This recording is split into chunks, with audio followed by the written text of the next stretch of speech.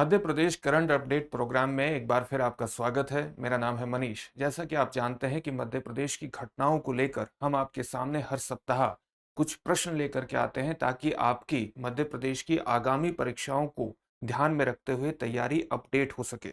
पिछले सप्ताह ये प्रोग्राम नहीं आ सका था कुछ कारणों की वजह से, इसलिए इस सप्ताह में हमने कुछ प्रश्नों की संख्या बढ़ा दी है, तो आपकी तैयारी को वही दिशा और गति मिलती रहेगी। तो चलिए शुरुआत करते हैं सबसे पहले प्रश्नों से ही। सबसे हम आज हमारा सबसे पहला प्रश्न है, मध्य प्रदेश में निर्वाचन आयोग ने किस आयु वर्ग के मतदाताओं को हाल ही में सम्मानित किया है?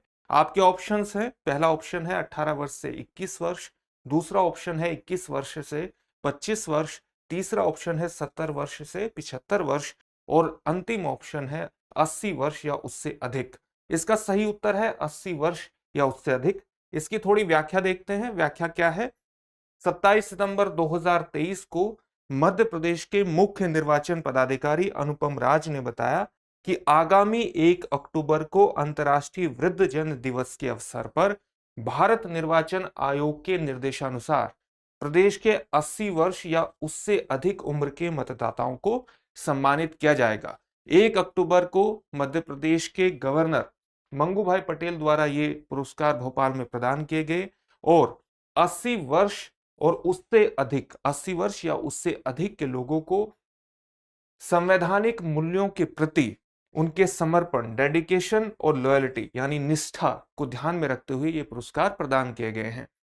आपका अगला प्रश्न है, पर्यटन मंत्रालय भारत सरकार की बेस्ट टूरिज्म विलेज प्रतियोगिता में मध्य प्रदेश के कितने ग्रामों को अवार्ड प्रदान किया गया है? आपके ऑप्शंस हैं 2, 3, 4 या 5। इसका सही उत्तर है 2। इसकी भी थोड़ी व्याख्या देखते हैं। इसकी व्याख्या क्या है? 27 सितंबर 2023 को विश्व पर्यटन दिवस के अवसर पर पर्यटन मंत्रालय की बेस्ट टूरिज्म विलेज प्रतियोगिता में मध्य प्रदेश के ने फिर से शीर्ष स्थान हासिल करते हुए 2 अवार्ड जीते हैं। प्रदेश के ग्राम मडला और खोखरा 2023 के सर्वश्रेष्ठ पर्यटन गांव के रूप में चुने गए हैं। ये जो मडला ग्राम है ये पन्ना जिले में पड़ता है और दूसरा जो ग्राम है वो खोखरा ग्राम ये सीधी जिले में पड़ता है।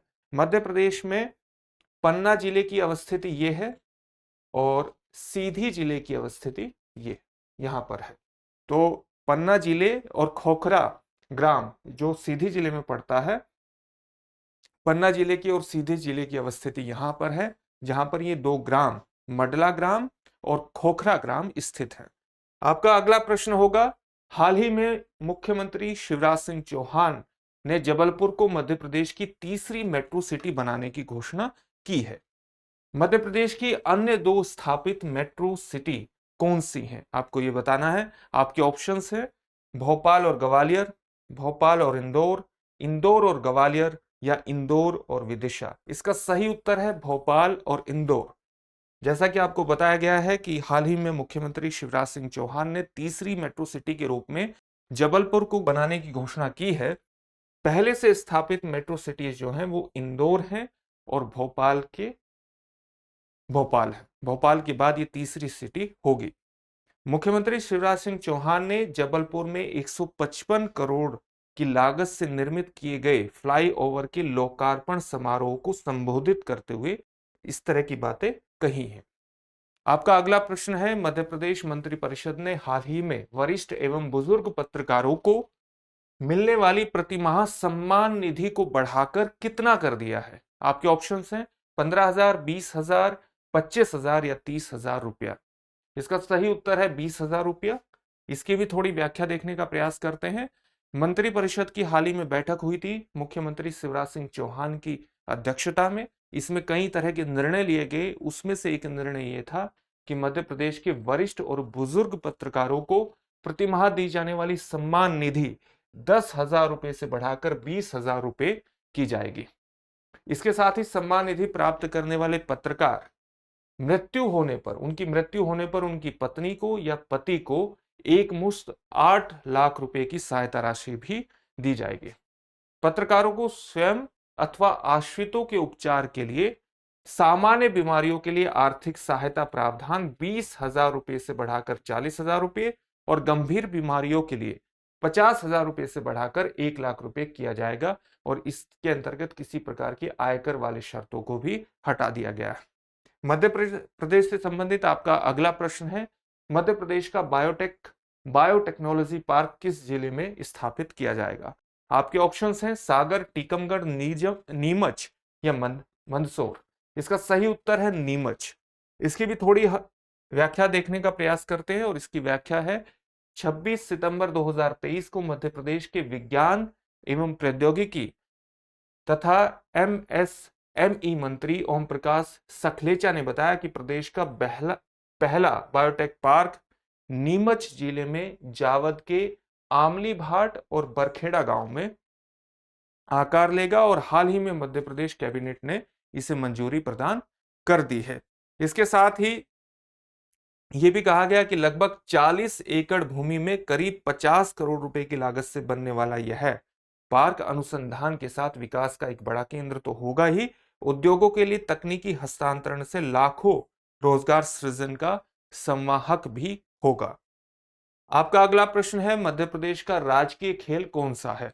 आपके ऑप्शंस हैं मलखंभ, कुश्ती, फील्ड हॉकी या बास्केटबॉल। इसका सही उत्तर है मलखंभ। मलखंभ की एक सामान्य तस्वीर आप यहां देख सकते हैं। और इस प्रश्न के अंतर्गत जो दूसरे खेल शामिल किए गए हैं, जैसे कुश्ती हरियाणा का राजकीय खेल है, इसी प्रकार से फील्ड हॉकी यूपी का राजकीय खेल है और बास्केटबॉल राजस्थान का राजकीय खेल है। आपका अगला प्रश्न होगा, निम्नलिखित में से मध्य प्रदेश के किस जिले की सीमा महाराष्ट्र राज्य से लगती है? आपके ऑप्शंस हैं रतलाम, बुरहानपुर, डिंडोरी या सिंगरौली। इसका सही उत्तर है बुरहानपुर। इसकी भी मैप में स्थिति देखते हैं। आपको जो ऑप्शन मिले हैं उसमें ये बुरहानपुर है और यहां से लेकर के यहां तक ये सारी जो सीमाएं लगती हैं ये महाराष्ट्र से लगती है। ऑप्शंस में शामिल अन्य जिलों की भी स्थिति देखते हैं। 3 और जिले शामिल हैं, रतलाम, डिंडोरी और सिंगरौली। तो इनकी भी स्थिति देखने का प्रयास करते हैं। रतलाम की स्थिति यहां है। रतलाम की जो सीमा है वो राजस्थान राज्य से लगती है। इसी प्रकार से जो डिंडोरी है उसकी अवस्थिति यहां पर है और डिंडोरी की जो सीमा है वो छत्तीसगढ़ राज्य से लगती है। इसी प्रकार से एक और जिला जो शामिल किया गया है ऑप्शन में वो सिंगरौली है और सिंगरौली की जो सीमा है वो यूपी के साथ साथ छत्तीसगढ़ दोनों राज्यों से लगती है। अगला प्रश्न देखते हैं। अगला प्रश्न क्या है, मध्य प्रदेश के किस जिले में हाल ही में प्रदेश के पहले इको पार्क का लोकार्पण किया गया है? आपके ऑप्शंस हैं अलीराजपुर, नरसिंहपुर, उमरिया या रीवा। इसका सही उत्तर है रीवा। इसकी भी थोड़ी व्याख्या देखने का प्रयास करते हैं।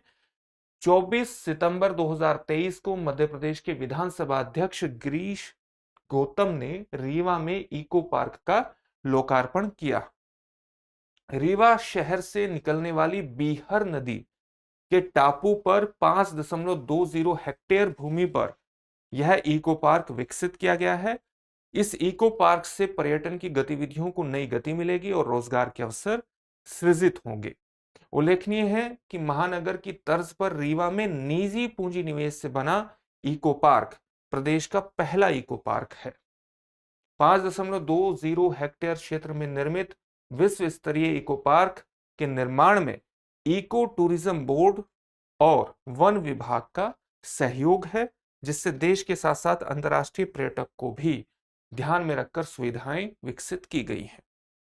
अगला प्रश्न देखते हैं। अगला प्रश्न क्या है कि मध्य प्रदेश के किस टाइगर रिजर्व में हाल ही में विभिन्न क्षेत्रों को अधिसूचित किया गया है?